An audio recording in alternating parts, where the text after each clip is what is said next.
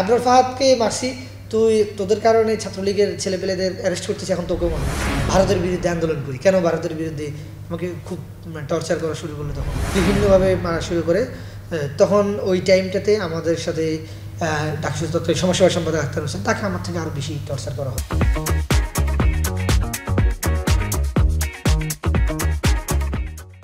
আমরা শক্তি, আমরা বল, আমরা ছাত্র দল, সেই শক্তি বারবার বাংলাদেশের নানা ধরনের ঘটনায় তার প্রমাণ দিয়েছে। 2024-এ আরও একবার তারা প্রমাণ দিয়েছে কিভাবে ফ্যাসিস্ট একটি সরকারকে তাদের বুকের তাজা রক্ত দিয়ে হটিয়ে দিতে হয়। আমার সাথে যিনি আজকে বসে আছেন তিনি ঢাকা বিশ্ববিদ্যালয়ের সমাজবিজ্ঞান বিভাগের শিক্ষার্থী আকরাম হোসেন। আজকে আমরা আকরাম হোসেনের গল্প শুনবো। আমি প্রথম অ্যারেস্ট হই, মূলত একদম প্রথম যদি বলা হয় তাহলে 2020 সালে আমরা প্রথম অ্যারেস্ট হই। কিন্তু ওইবার অ্যারেস্ট হওয়ার পরে আমি নাহিদ ইসলাম আমরা একসাথে অ্যারেস্ট হই। 1 ঘন্টা পর আমাদের ছেড়ে দেয় সেবার।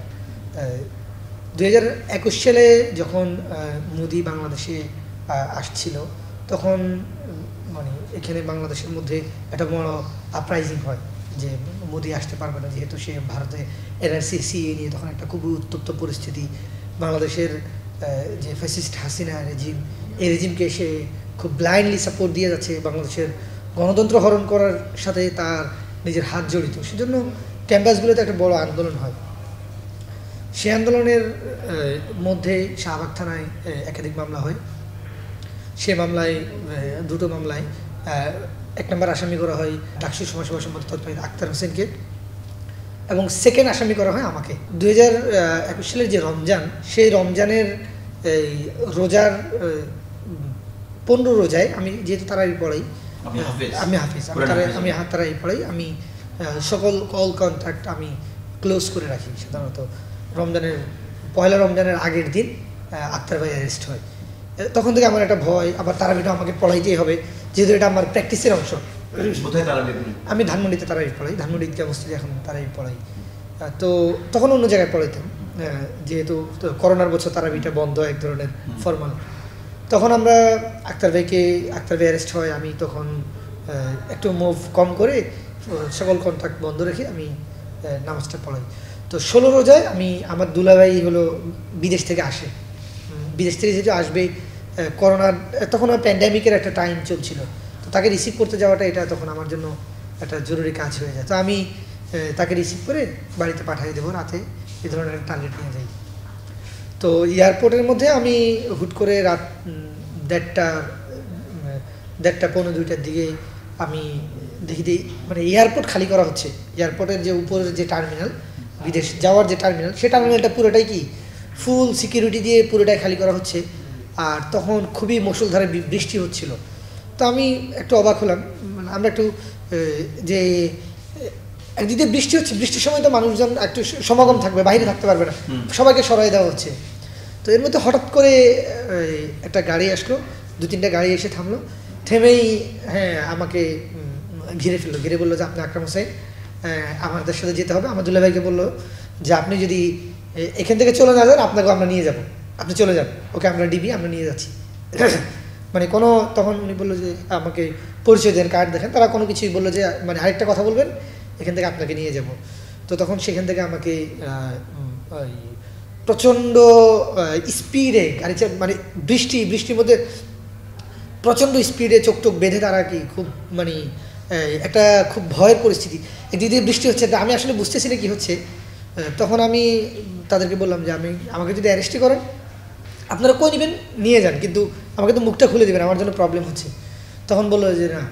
তো একটা প্রায় অনেকক্ষণ, লং টাইম কতক্ষণ আমি জানি না, প্রায় অনেকক্ষণ গাড়ি চালানোর পরে আমাকে এক জায়গায় নিয়ে মুখ খোলার পরে আমি দেখছি একটা গারদে।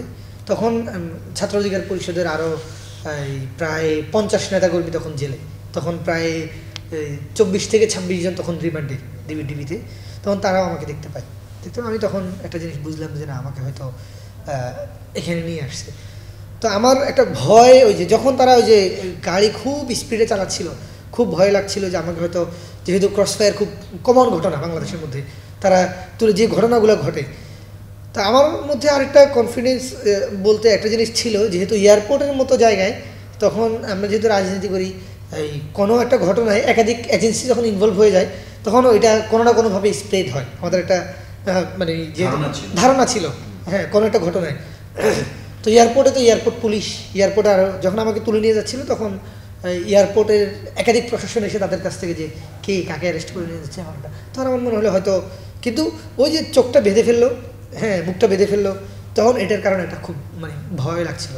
তখন আমাকে তুলে নিয়েই প্রথমে বললো যে বুয়েটের আবরার ফাহাদের আন্দোলন কেন করেছে, এটা নিয়েই তখন তৎকালীন বুয়েট ছাত্রলীগের সাবেক নেতা এই এডিসি মানে মতিঝিল জোনের মিশু বিশ্বাস, হ্যাঁ সে তার দায়িত্বে, মানে পরে আমি শুনেছি যে তার দায়িত্বে পড়েছিল আবরার ফাহাদকে মারার পরে সেই সিসিটিভি ফুটেজটা উদ্ধার করার দায়িত্ব ছিল মানে তার, যেহেতু সে বুয়েটে পড়াশোনা করেছে এবং বুয়েটের ছাত্র আবার মানে রমনাজনে আছে, মানে প্রশাসনের ডিবিতে আছে। কিন্তু তৎকালীন কিন্তু আমরা সেই তার আগের বছর 19 সালে খুব বড় আন্দোলন হওয়াতে এবং খুব সংঘবদ্ধ আন্দোলন হওয়াতে তারা কিন্তু সেই সিসিটিভি ফুটেজ উদ্ধার করতে পারে। আমাকে প্রথমেই বললো যে আমি কেন সে আন্দোলনে অ্যাক্টিভ ছিলাম, আমি তো বুয়েটের স্টুডেন্ট না, এটা বলেই তখন সে অনেকগুলো ইস্যু তুলে দিয়ে আসলো যে ভারতের বিরুদ্ধে আন্দোলন করি, কেন ভারতের বিরুদ্ধে, আমাকে খুব টর্চার করা শুরু করলো তখন, যে ভারত কত বড় রাষ্ট্র, মানে হ্যাঁ খেয়ে দিয়ে কাজ নেই। কারণ হলো আমরা 2020 সালের জাস্ট করোনা শুরু হওয়ার আগে এই শাহিনবাগের মুভমেন্ট যখন হচ্ছিল এনআরসিসি নিয়ে, তখন কিন্তু ঢাকা বিশ্ববিদ্যালয়ে প্রথম আমরা আন্দোলন করি। বর্তমানে যে উপদেষ্টা নাহিদ ইসলাম, আসিফ মাহমুদ সবাই আন্দোলন একদম সামনের সারিতে পার্টিসিপেট করেছে, একসাথে আমরা অর্গানাইজ করেছিলাম। এবং সে আন্দোলনে কিন্তু আমি আহত হই, আমার মানে ছাত্রলীগের তৎকালীন মুক্তিযুদ্ধ মঞ্চ ছাত্রলীগের নেতাকর্মীরা আমাকে ঢাকা বিশ্ববিদ্যালয় ভিসির বাড়ির সামনে প্রচণ্ডভাবে আঘাত করে। আপনি জানেন সে আন্দোলনের প্রেক্ষিতে ডাকসুতে ভিপি নূর সহ, হ্যাঁ ডাকসুতে একটা বড় একটা হত্যাযজ্ঞ চালানোর চেষ্টা করেছে। তো বিভিন্ন প্রশ্ন করতে করতে মানে সকাল হয়ে যায়। তখন তারা আমাকে চর থাপ্পড় বিভিন্নভাবে মারা শুরু করে। তখন ওই টাইমটাতে আমাদের সাথে ডাকসু তৎকালীন সমাজসেবা সম্পাদক আক্তার হোসেন, তাকে আমার থেকে আরও বেশি টর্চার করা হয়, অনেক বেশি, হ্যাঁ আমি নিজে দেখেছি। তো সেখানে আমাকে যে রুমটাতে রাখা হয়েছিল সে রুমটাতে টিভি স্ক্রলিং হচ্ছিল, যে আমাকে তারা বিভিন্ন জিনিস দেখতেছে, মানে আমি মানে কোথাও তারা স্বীকার করতেছে না, বিভিন্ন জনে কল দিচ্ছে। যেহেতু আমরা যারা আমি রাজনীতি করে আমাদের সাথে মিডিয়ায় যারা কাজ করতো সবার সাথে একটা ভালো সক্ষতা ছিল। তো আমাকে মানে প্রথম একটা নিউজ হয় ডেইলি স্টারে, মানে তারপরের দিন সকালে, তারপরে আমাকে সকাল পর্যন্ত তারা কেউ স্বীকার করছে না আমাকে কই রাখছে না রাখছে, কিংবা আমাকে তারা যে অ্যারেস্ট করে নিয়ে আসলো। তো আমার একটাই ইচ্ছে ছিল যে তারা যত দ্রুত বলবে যে অ্যারেস্ট করেছি, তার 5 বছর জেলে থাকি সমস্যা নেই, কিন্তু মানে অ্যারেস্ট স্বীকার করলে আমার একটা কি ক্রস ফায়ারে দিবে না, একটা ভয় ছিল। যেহেতু মোদি আবার আবরার ফাহাদ, মানে জিনিসটা এমনভাবে জায়গায় নিয়ে গিয়েছিল যে হ্যাঁ যে আবরার ফাহাদকে মারছি, তোদের কারণে ছাত্রলীগের ছেলেপেলেদের অ্যারেস্ট করতেছে, এখন তোকেও মারবো, এই ধরনের খুব ভয়ঙ্কর পরিস্থিতি। তখন আমি তাদেরকে সকালের দিকে ডেইলি স্টারে, ওরা আমার সামনেই, ওরা একজন বলতেছে ডেইলি স্টারে নিউজ হয়েছে। তখন খুব ইন্টারেস্টিং ঘটনা আমার, মানে বললে হাসি পায়। সেটা হচ্ছে তৎকালীন এখন যে সহকারী প্রেস সচিব যিনি সুচিস্মিতা তিথি, আমরা একই ব্যাচে সোশিয়োলজি ডিপার্টমেন্টে পড়ি। তো তখন উনি ডেইলি স্টারে নিউজটা তার থ্রুতেই মেবি আমার ফ্যামিলি যেহেতু যোগাযোগ করে সেই নিউজটা ব্রেক করে। যেহেতু সে আমার ফ্যামিলির সাথে, ব্যাচের সাথে, আমার ডিপার্টমেন্টের সবাই কানেক্টেড ছিল। আমরা ওই টাইমে ক্যাম্পাসে কিন্তু মোস্ট পপুলার, ক্যাম্পাসে মানে 19, 20, 21, 22 ওই টাইমে আমাদের থেকে পপুলার ক্যাম্পাসে ওই অর্থে কেউ ছিল না। আমাদের ব্যাচের মধ্যেও খুব মানে ব্যাচের সব কিছু কন্ট্রোল করা বলতো, ব্যাচের সবাই আমাদের কথা শুনতো, আমরা যে কোনো বিষয় নিয়ে আসলে সবাই আমাদের ওটা মানতো।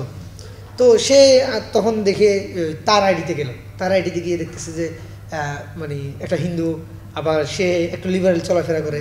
তখন আমাকে বলতেছে তুই হলি হুজুর, হ্যাঁ এই হিন্দু মেয়ের সাথে তো সম্পর্ক কি, মানে খুব মানে এই কথা বলে আবার মারা শুরু করতে। আমি বললাম যে এখন সাংবাদিক নিউজ করছে, এটা আমি কি জানি, আমার সাথে আপনারা কেন এটা করতে, মানে সে বলতেছে মানে আমরা তোকে নিয়ে আসছি এখানে, সাংবাদিক কীভাবে জানে, খুব মানে পরে ওইখানে তারা তো আর এটা গুম করতে পারলো না, পরের দিন কোর্টে প্লেস করলো।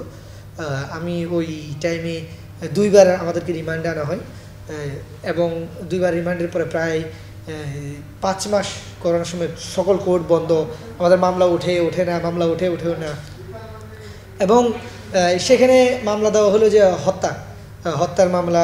তা আমরা তো ঢাকা বিশ্ববিদ্যালয়ে, আমি ঢাকা বিশ্ববিদ্যালয়ে ঢাকা কলেজে পড়েছি, তার আগে আমি ধানমন্ডিতে পড়াশোনা করেছি। আমি ধানমন্ডিতে, আমার বাবা 20 বছর ধানমন্ডিতে ইমামতি করেছে একসাথে, এবং মরার আগ পর্যন্ত উনি ধানমন্ডিতেই সেটেল, ধানমন্ডিতেই সবাই।